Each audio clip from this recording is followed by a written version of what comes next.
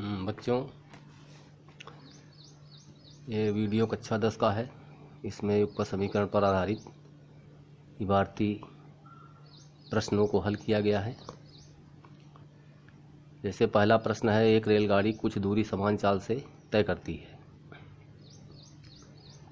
एक रेलगाड़ी है जो कुछ दूर यानी एक समान चाल से तय करती है। यदि रेलगाड़ी 10 किलोमीटर प्रति घंटा अधिक तेज चलती तो उसे नियत समय से 2 घंटे जो है कम लगते, और यदि रेलगाड़ी 10 किलोमीटर प्रति घंटा धीमी चलती होती तो उसे नियत समय से 3 घंटे अधिक लगते। रेलगाड़ी द्वारा तय की गई दूरी ज्ञात करो। ठीक है, मतलब रेलगाड़ी कितनी दूरी तय की उसको हमें निकालना है। ठीक है, तो पहली शर्त तो ये दे रहा है कि यदि रेलगाड़ी 10 किलोमीटर प्रति घंटा अधिक तेज चलती तो उसे नियत समय से 2 घंटे कम लगते। ये पहली शर्त दे रहा है। और दूसरी कंडीशन यहाँ से शुरू हो रही है कि यदि रेलगाड़ी 10 किलोमीटर प्रति घंटा धीमी चलती होती तो उसे नियत समय से 3 घंटे अधिक लगते। तो ये 2 शर्तों को दे रहा है। इन्हीं 2 शर्तों के सापेक्ष यह प्रश्न हल किया जाएगा। तो इसमें रेलगाड़ी द्वारा तय की गई दूरी हमसे पूछ रहा है। ठीक है, तो हमें 2 चीज़ों को मानना पड़ेगा, एक तो रेलगाड़ी की चाल और दूसरी जो उसने दूरी तय की। तो अब ये मान ले रहे हैं कि माना रेलगाड़ी की चाल है x किलोमीटर प्रति घंटा, तय की गई दूरी बराबर है y किलोमीटर। ठीक है, अब इस चाल से y किलोमीटर जाने में यानी x किलोमीटर प्रति घंटा की चाल से कोई चीज़ चल रही है और उससे y किलोमीटर जाना है तो कितना समय लगेगा? समय बराबर दूरी बटे चाल होता है, जानते हो तुम लोग। तो दूरी बटे चाल का मतलब y बटे x घंटा।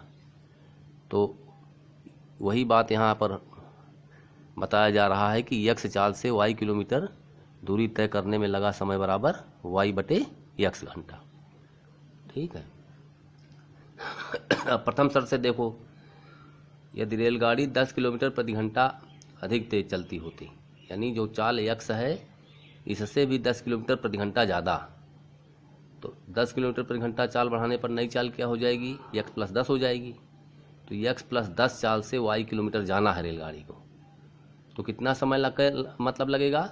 जितना समय ये लगता y बटे x घंटा उससे 2 घंटा कम, उससे 2 घंटा कम लगता।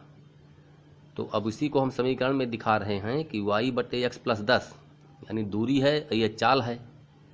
दूरी बटे चाल का मतलब ये टाइम है। तो यह समय जो है कितना होगा? यह 2 घंटा कम समय होगा। तो y बटे x माइनस 2 हो गया। ठीक है ना, जो पहले समय लगता उसमें माइनस 2। ठीक, अब इसको तिर्यक गुणा करो तो y बटे x प्लस 10 बराबर ये y माइनस 2x बटे x हो गया। फिर क्रॉस होगा x y बराबर x से y में गुणा हुआ x y, x से माइनस 2x में गुणा हुआ माइनस 2x स्क्वायर, प्लस 10 से y में गुणा हुआ 10y, माइनस 10 दूनी 20x। x y दोनों ओर कैंसिल हो जाएंगे, हो जाएगा 0। तो हमें मिल जाएगा minus 2x square plus 10y minus 20x बराबर 0।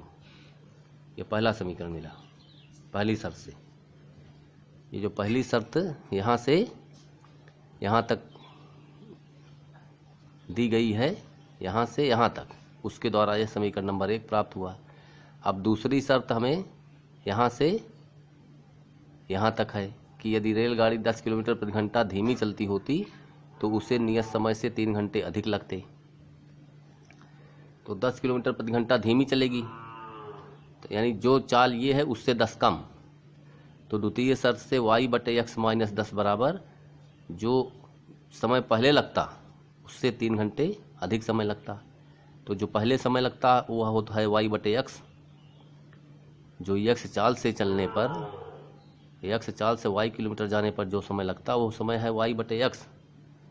तो y बटे x प्लस 3 या y बटे x माइनस 10 बराबर y प्लस 3x बटा x।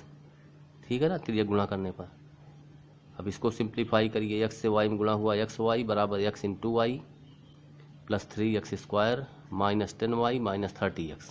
ठीक, एक्स वाई घटाने पर 0 हो गया, तो 3x² minus 10y minus 30x बराबर 0। ये समीकरण नंबर 2 मिला।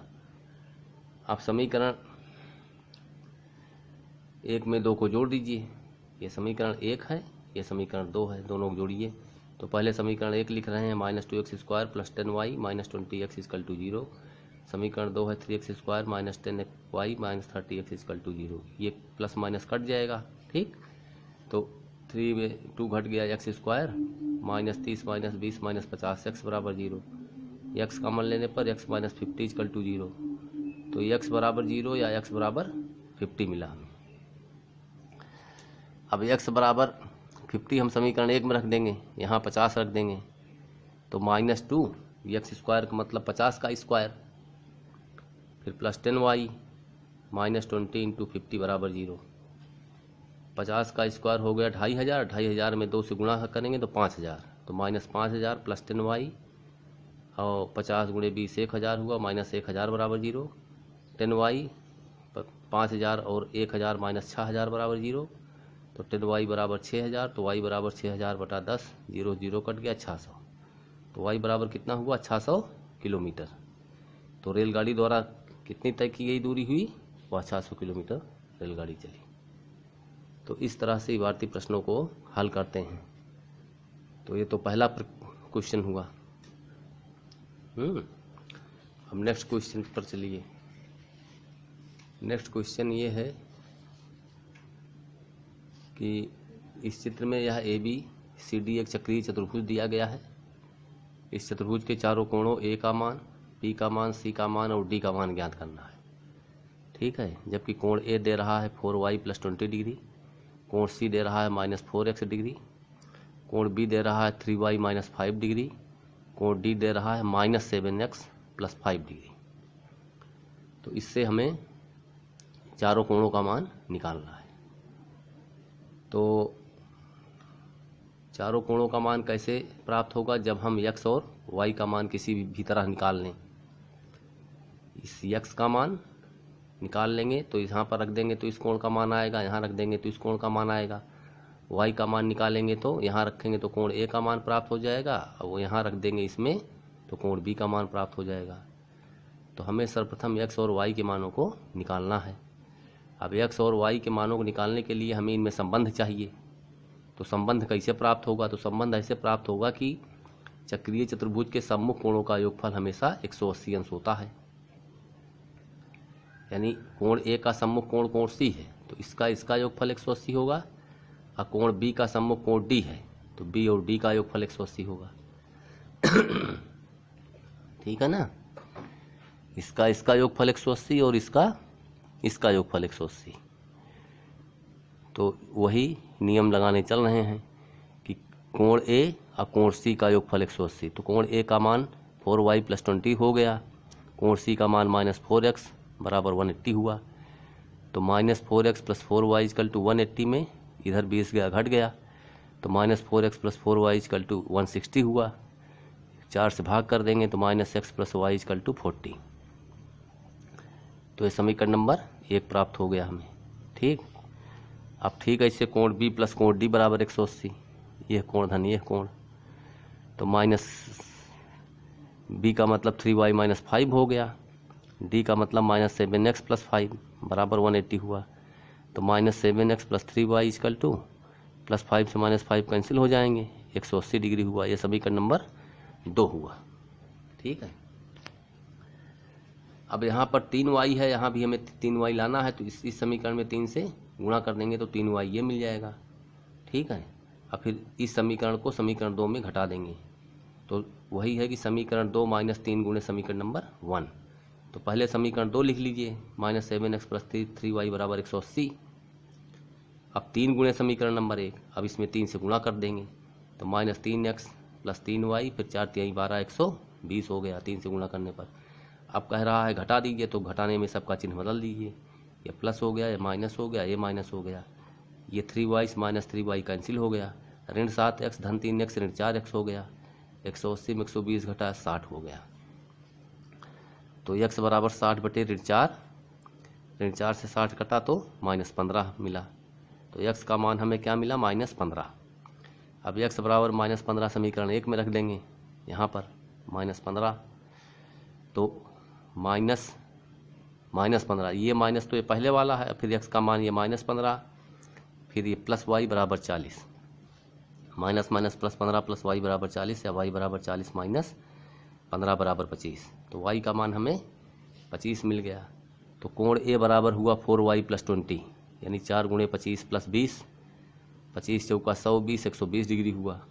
कोण C बराबर -4x हुआ, -4 × -15 बराबर 60 डिग्री हुआ।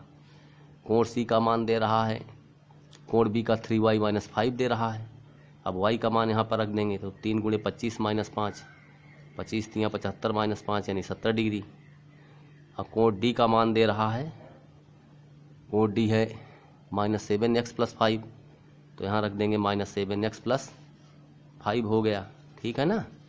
तो माइनस माइनस गुणा प्लस, 15 × 7 = 105, 105 धन 5, 105 में 5 जोड़े तो 110 हो गया। तो इस तरह से हमें कोण A का मान 120 मिला, कोण B का मान 70 मिला, कोण C का मान ये 60 मिला, और कोण D का मान 110 मिला। तो इस तरह से ये बहुत ही दोनों प्रश्न महत्वपूर्ण थे इस वीडियो में यूपी बोर्ड परीक्षा की दृष्टि से, और इन प्रश्नों को खूब समझिए और समझ करके आप लोग इन्हें पुनः प्रयास करिए हल करने का, ठीक है। Thank you for watching the video.